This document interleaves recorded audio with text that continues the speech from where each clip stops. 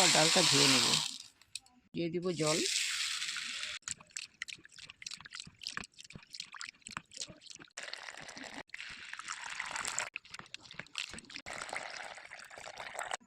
সসপ্যানে আমি জল দিয়ে দেবো।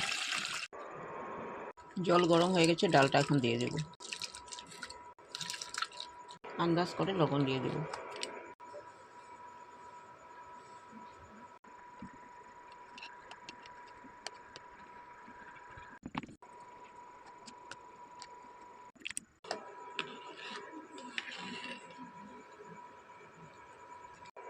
ডাল সিদ্ধ হয়ে গেছে, দিয়ে দেব মরিচের গুঁড়া, হলদি, জল দিয়ে গুলে।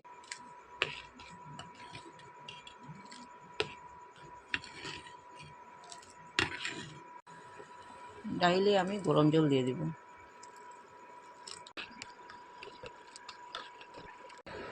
এখন টমেটো দিয়ে দেব, সিদ্ধ হবে। টমেটো দিয়ে আমি এখন সিদ্ধ করে নেব।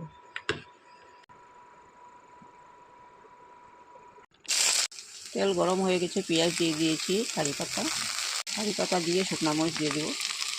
সব কিছু দিয়ে ভেজে নেব। ডাইলে আবার আমি লবণ দিব। পেঁয়াজটা ভাজি হয়ে গেছে, এখন ডাইলে দিয়ে দেব।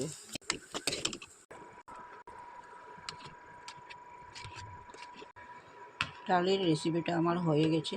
রেসিপি ভালো লাগলে লাইক শেয়ার করবে। Thank you.